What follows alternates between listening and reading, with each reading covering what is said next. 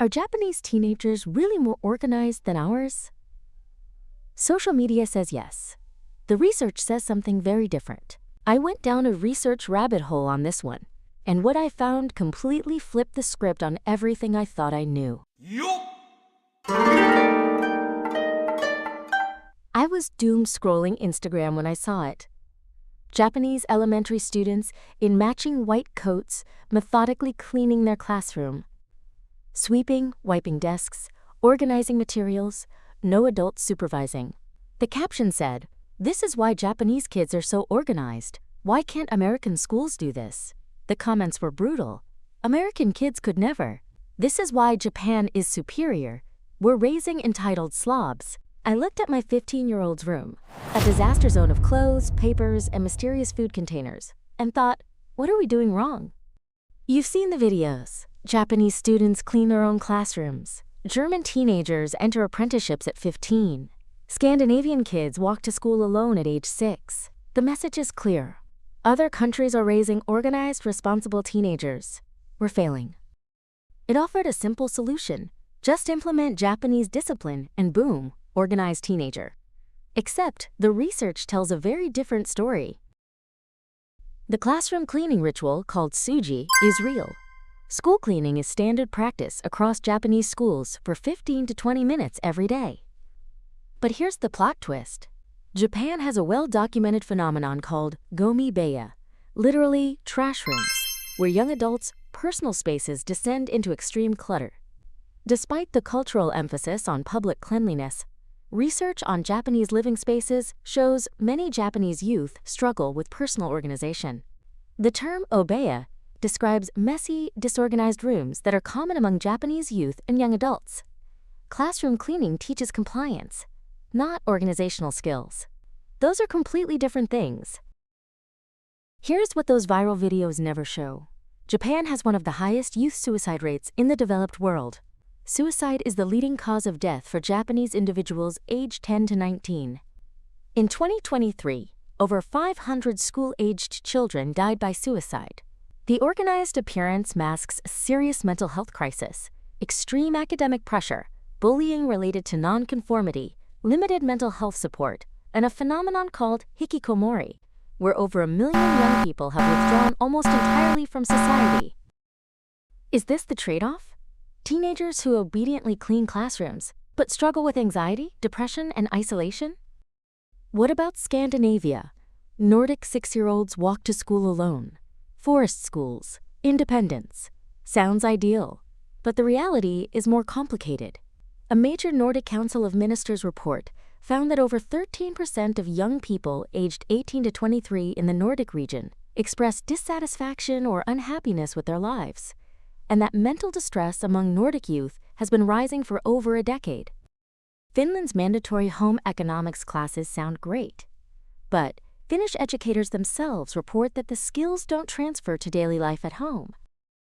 A Swedish psychologist put it plainly, "We have the same battles about messy rooms and forgotten responsibilities. The difference is, we keep struggles private. But trust me, they exist." Here's the fundamental problem. We're comparing external compliance with internal organization. External compliance means following rules imposed by others, performing when supervised, meeting external expectations. Internal organization means creating systems that work for your own brain, managing time without reminders, staying organized when no one's watching. Japanese students excel at external compliance. That doesn't create internal organizational skills. In fact, excessive external control can actually inhibit self-directed organization. Think about it. If a child only cleans when commanded, they never develop internal motivation.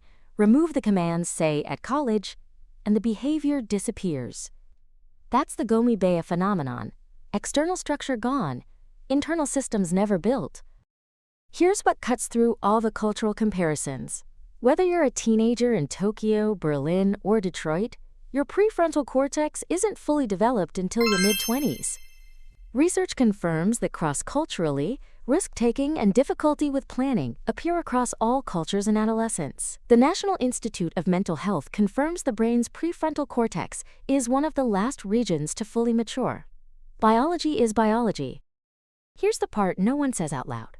American teenagers are actually developing important skills: flexibility and adaptability, navigating ambiguous situations, self-advocacy, speaking up, questioning, negotiating, managing diverse experiences, sports, jobs, volunteering, extracurriculars, room to fail without catastrophic consequences. The same flexibility that makes American teenagers look disorganized is also building problem-solving and independence. Rigid systems produce compliance, not innovation. Stripping away all the cultural comparisons, here's what's actually consistent across research. Organization is taught everywhere. No country has naturally organized teens. Practical responsibility matters, but it needs to teach transferable skills, not just compliance. Routines help, but the goal is internalized habits. Skills must transfer. Cleaning a classroom does not equal organizing your backpack. And mental health matters more than outward compliance. Every culture struggles with teenage organization. Japanese teenagers aren't more organized. They're more compliant under supervision. Look at personal organization and mental health. Much more complex. Scandinavian teenagers aren't more independent. They live in societies with safety nets that can't be replicated elsewhere. American teenagers are developing organizational skills in a more individualistic, flexible environment. It's messier, takes longer, looks chaotic, but it's building adaptability, self-advocacy, and internal motivation, the skills they'll actually need as adults. You don't need to make your teenager clean classrooms Japanese style.